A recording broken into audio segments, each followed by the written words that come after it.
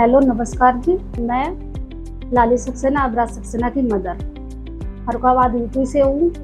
और मेरा बच्चा जब 6 ईयर का था तब उसको सीलिएक डिजीज हो गई थी। डॉक्टर ने बताया, 1 साल एलोपैथिक में ट्रीटमेंट करवाया। एलोपैथिक में ट्रीटमेंट कराने के बाद जब मैंने एलोपैथिक का ट्रीटमेंट लिया, उस टाइम मैंने बच्चों को बिल्कुल भी बीट नहीं दिया।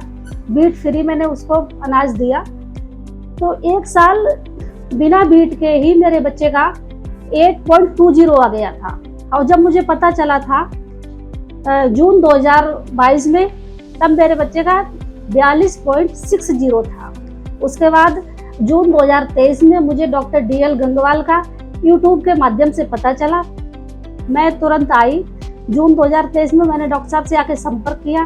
डॉक्टर साहब ने ट्रीटमेंट चालू किया। जिस हिसाब से डॉक्टर साहब ने ट्रीटमेंट बताया, जो भी मुझे नियम बताया, मैंने वैसे ही फॉलो किया। उस पीरियड में उतार चढ़ाव भी आए, लेकिन 1.5 साल ट्रीटमेंट चलने के बाद मेरा बच्चा बिल्कुल सही है। बीच बीच में जैसे डॉक्टर साहब बताते रहे, उसी हिसाब से मैंने बच्चे का टेस्ट करवाया। टेस्ट करवाने के बावजूद लगातार रिपोर्ट निगेटिव ही आती रही। तो 1.5 साल ट्रीटमेंट चलने के बाद मेरा बच्चा बिल्कुल सही हो गया। जनवरी से मेरे बच्चे का ट्रीटमेंट बंद है। उसके बाद गेहूं खाने के बाद भी और ट्रीटमेंट बंद होने के बाद भी 6 महीने के बाद फिर मैंने बच्चे का टेस्ट कराया। तब भी मेरे बच्चे का टेस्ट निगेटिव 1.98 आया। मैं आप लोगों को ये मैसेज देना चाहती हूँ इसके द्वारा कि पहले तो ये बीमारी किसी का ना हो। अगर ऐसा कोई पेशेंट है तो उसके ट्रीटमेंट के दौरान इसमें काफ़ी टाइम भी लगता है। जैसी जिसकी बीमारी होती है उस हिसाब से टाइम भी लगता है, काफ़ी उतार चढ़ाव आते हैं। लेकिन होम्योपैथिक में इसका श्योर इलाज है, पेशेंट सही होता है। जो कि उदाहरण है सामने आप लोगों के। मेरा बच्चा आज बिल्कुल सही है, गेहूँ खा रहा है। और मैं डॉक्टर DL गंगवाल को बहुत बहुत धन्यवाद देना चाहती हूँ। उनके लिए मेरे पास शब्द भी नहीं है। जिस हिसाब से डॉक्टर DL गंगवाल ने जिस तरीके से मुझे बताया, उसी तरीके से मैंने फॉलो किया। जो भी बताते गए मैंने वो ही किया। आज मेरा बच्चे की हाइट भी बढ़ रही है और वेट भी बढ़ रहा है। बाकी मेरे बच्चे को कोई भी दिक्कत नहीं है और बच्चा अब आराम से फैमिली के साथ एंजॉय कर रहा है, गेहूँ खा रहा है। और मैं डॉक्टर DL गंगवाल को बहुत बहुत धन्यवाद देना चाहती हूँ। Thank you very much. Hello guys, my name is Abraj Saxena and I live in Farukhabad from Uttar Pradesh, and I have a allergy that's name is wheat allergy. And when I'm 6 years old, I know that allergy, and in 2023 I come in Delhi, Dr. DL Gangwal, and from 1.5 year my treatment is going on, and in 2025 I'm eating the wheat, and now I'm enjoying with my family, and I'm very happy, and I can eat everything, and now I'm enjoying with my family. Thank you, and thank you Dr. DL Gangwal. नमस्कार, मेरा नाम योगेंद्र कुमार है। अभिलाष सक्सेना का मैं father हूँ। जून 2022 में मुझे पता चला कि मेरे बच्चे को सीलिएक डिजीज़ है, जिसे हम आमतौर पर गेहूं से एलर्जी कहते हैं। इसका इलाज कराया करीब 1 साल तक एलोपैथी में। उसके बाद हमें यूट्यूब के माध्यम से श्री डॉक्टर DL गंगवाल जी का वो वीडियो देखा मैंने। तो उससे देख करके मैं डॉक्टर साहब से संपर्क किया और जून 2023 से उसका इलाज चला। जैसे डॉक्टर साहब ने बताया उसी तरीके से हमने फॉलो किया। फिर करीब 1-1.5 साल के बाद बच्चे का जब ये टेस्ट करवाया गया ITGA, तो वो निगेटिव आया। तो फिर डॉक्टर साहब ने कहा कि अभी और वेट करो। तो फिर जनवरी में हमने फिर एक बार टेस्ट करवाया तो वो निगेटिव आया। और उसके बाद जनवरी के बाद से बच्चा लगातार निगेटिव ही आ रहा है और गेहूँ भी खा रहा है और उससे कोई इशू नहीं है, कोई उसको दिक्कत नहीं है। तो अभी बच्चा हमारा गेहूं से बनी चीज़ें और गेहूं ये खा रहा है और उसकी हाइट भी बढ़ रही है और उसका वेट भी गेन हो रहा है। तो मैं डॉक्टर गंगवाल सर को बहुत बहुत धन्यवाद कहना चाहता हूँ। दूसरी बात ये कि इसमें घबराने की बात नहीं होती है। अगर माता पिता पेशेंस रखें और धैर्य रखें तो निश्चित ही इसका इलाज संभव है। और कभी कभी उतार चढ़ाव आते हैं, लेकिन उसमें घबराने की ज़रूरत नहीं है। हमने डॉक्टर साहब पर पूरा विश्वास रखा और उन्होंने जिस तरह से हमें बताया उसी तरीके से हमने बच्चे को दवा खिलाई। आज बच्चा बिल्कुल स्वस्थ है। मैं एक बार पुनः डॉक्टर DL गंगवाल जी का धन्यवाद करता हूँ। Thank you very much.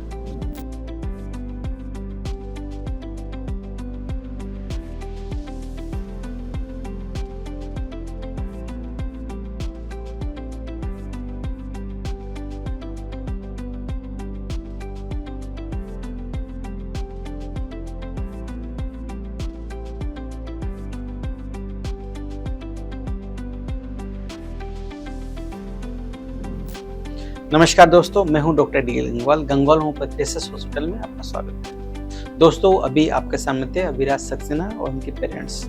Abhiraj को गेहूं से एलर्जी थी, यानी कि सीलिक डिजीज। ये बेसिकली फारुखाबाद यूपी के रहने वाले हैं। इन्होंने हमारे दिल्ली सेंटर, जो कि द्वारका में स्थित है, यहाँ से इन्होंने ट्रीटमेंट स्टार्ट किया।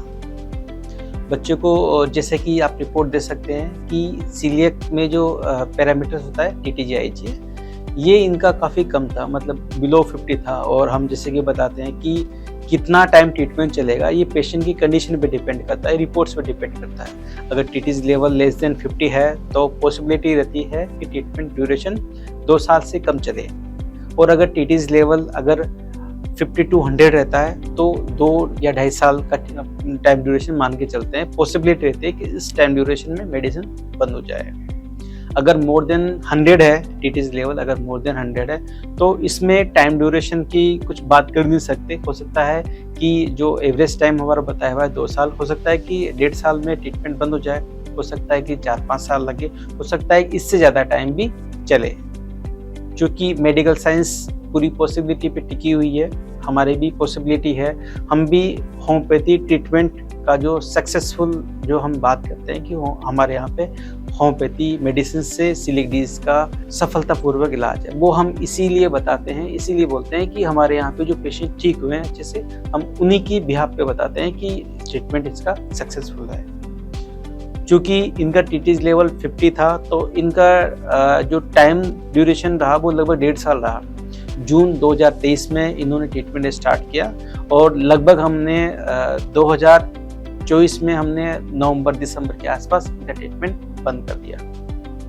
क्योंकि पहले हम ट्रीटमेंट बंद होने के बाद ही पेशेंट का टेस्टिमोनियल लिया करते थे, लेकिन हमने इनका टेस्टिमोनियल ले तो लिया था लेकिन अपलोड नहीं किया। हमने सोचा कि 6 महीने का 5-6 महीने का थोड़ा गैप देते हैं और दोबारा से एक बार रिपोर्ट कराते हैं, ताकि अगर कुछ एरर हो, कई बार रिपोर्ट्स का एरर होता है, कई बार मेडिसिन चल रही हो तो उसका इफेक्ट रहता है कि TTG लेवल नॉर्मल आ जाए या कोई सिम्टम्स नहीं आए।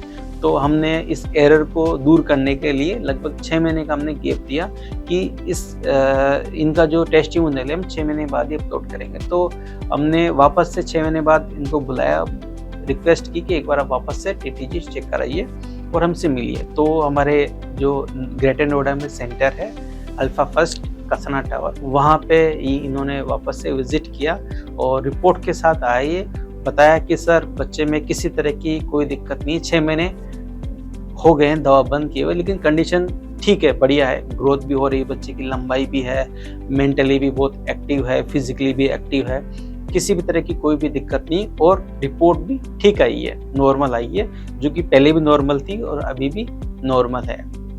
तो तब हमने इनका टेस्टिमोनियल लिया वापस से और फिर हमने यूट्यूब पे डाला कि अब जो है हम ऐसी कंडीशन में है कि 6 महीने बाद में बच्चा ठीक है। अब बात करते हैं कि कई पेशेंट हमसे पूछते हैं कि क्या सर वापस से सीलियक हो सकता है, तो इसका जवाब हाँ है, यस। अगर आपकी डाइटरी हैबिट्स अगर आपकी नहीं ठीक हुई, अगर आप फिर भी आप मैदा का कंजप्शन ज़्यादा कर रहे हैं, मैदा ज़्यादा खा रहे हैं, या कोई ऐसे मेडिसिन जो आपकी इंटेस्टाइन को डैमेज कर दे, कोई ऐसी सर्जरी या ऐसी कोई इंसिडेंस जिससे आपकी आंतों को नुकसान पहुंचे, या डाइट ऐसी आपकी जो आप इम्प्रूव नहीं कर पा रहे हो, मैदा का कंजप्शन हो रहा हो, तो ये सीलिएक डिजीज वापस से आ सकती है। इसमें इस तरह का कोई क्लेम नहीं है कि एक बार सीलिएक ठीक होने के बाद वापस नहीं हो सकती है। डिपेंड करता है आपकी हैबिट्स पे। तो आप अपनी हैबिट्स ठीक रखिए, हमेशा सीलिएक ठीक रहेगा। इवन किसी को भी अगर गैस्ट्रिक कंप्लेन हो, जैसे हमारे पास पेशेंट आते हैं जिसको कईयों को IBS होता है, तो हम उनका ट्रीटमेंट करते हैं, उनको यही सजेशन देते हैं कि आप अच्छी डाइट रखिए, फाइबर प्रॉपर लीजिए, प्रोटीन प्रॉपर लीजिए, कार्ब्स लिमिटेड मात्रा में लीजिए, थोड़ा सा आपको मशक्कत भी करनी पड़ेगी, थोड़ी सी आपको चलना भी पड़ेगा, एक्सरसाइज भी करनी पड़ेगी, क्यों आपका डाइजेशन तो तभी ठीक होगा। मेडिसिन हम हमारे सभी पेशेंट्स को एक ही बात हमेशा समझाते हैं कि मेडिसिन का रोल ओनली 20% रहता है, बाकी 80% आपका पेशेंट का रोल रहता है, आप लोगों का रोल रहता है। डॉक्टर का रोल ओनली 20%, 80% पेशेंट की साइड से होता है। तो अगर आप अच्छे से चीज़ों को मैनेज करते हैं तो ट्रीटमेंट ड्यूरेशन कम भी रहता है और हमेशा अच्छा रहता है। तो टॉपिक पे वापस आते हैं। अभिराज सक्सेना, इनका ट्रीटमेंट काफ़ी अच्छा रहा, पेरेंट्स भी काफ़ी खुश हैं, दोनों टीचर हैं और बहुत रिक्वेस्ट करने पे आए हैं अपना टाइम निकाल के, टीचर्स का काफ़ी शेड्यूल भी इस तरह का रहता है, तो हमारे रिक्वेस्ट करने पे ये आए। मैं इनको भी बहुत बहुत धन्यवाद कहना चाहूँगा कि इन्होंने बहुत संयम रखा, बहुत पेशेंस के साथ मेडिसिन ली। इन्होंने हमारे YouTube के माध्यम से ही हमसे कनेक्ट हुए और प्रॉपर मेडिकेशन की। हमसे ज़्यादा रोल पेरेंट्स का होता है पेशेंट को ठीक करने में। आप जितनी अच्छी डाइट रखोगे उतना ही अच्छा आराम मिलेगा। होम्योपैथी मेडिसिन हो या किसी भी तरह की पैथी हो, मेडिकल साइंस में पॉसिबिलिटी रहती है, संभावनाएं रहती है, इसमें किसी भी तरह की गारंटी नहीं होती। हमारे साइड से भी कोई गारंटी नहीं है। हम जो क्लेम करते हैं कि हमारे यहाँ पे सक्सेसफुल रेट ज़्यादा है, वो इसीलिए है कि जो हमारे जो पेशेंट ठीक हुए हैं, हज़ारों की संख्या में पेशेंट ठीक हैं, सब तरह के पेशेंट ठीक हुए हैं। जिनको लेस देन 50 थी TTs लेवल, वो भी ठीक हुआ है, जिनको मोर देन 800 लेवल था वो भी ठीक हुए हैं। कई पेशेंट हमारे अभी भी ऐसे चल रहे हैं जिनको 4 से 5 साल हो गए हैं, किसी पेशेंट को 6 साल भी हो गए हैं और वो मेडिकेशन कर रहे हैं। उनका बोलना यही है कि सर बच्चे की ग्रोथ रुकी हुई थी, आपके माध्यम से ग्रोथ बढ़ रही है, ग्रोथ ठीक हो रही है, हाइट बढ़ रही है, बच्चे की वज़न भी बढ़ रहा है, सब कुछ खा रहा है, हमारे साथ में बैठ के सब चीज़ें एंजॉय कर रहा है। तो हमको इससे ज़्यादा और क्या चाहिए। मेडिसिन है, मेडिसिन जो चलेगी वो तो चलेगी ही, और हमारे लिए तो ये अच्छा विकल्प भी है कि मेडिसिन लेते हुए बच्चा एकदम ठीक है, फिट है। लंबाई जो कभी हमने सोची नहीं थी कि बच्चा हमसे भी अच्छी लंबाई लेगा, और ऐसी लंबाई बच्चे की है तो हम हैप्पी है। तो ऐसे पेशेंट का भी संयम भी बहुत मायने रखता है।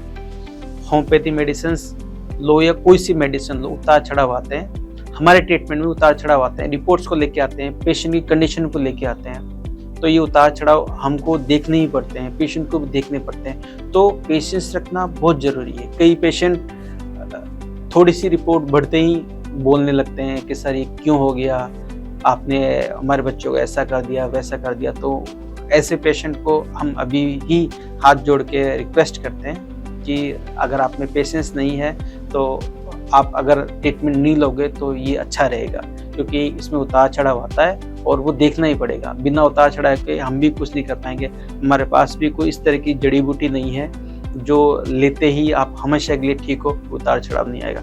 उतार चढ़ाव हर पेशेंट के साथ आता है, किसी के साथ कम आता है, किसी के साथ ज़्यादा आता है। गंगवाल होम्योपैथी रिसर्च हॉस्पिटल से जुड़ने के लिए बहुत बहुत धन्यवाद। हम चाहेंगे कि आपका विश्वास, आपका पेशेंस यूं ही बना रहे। Thank you so much.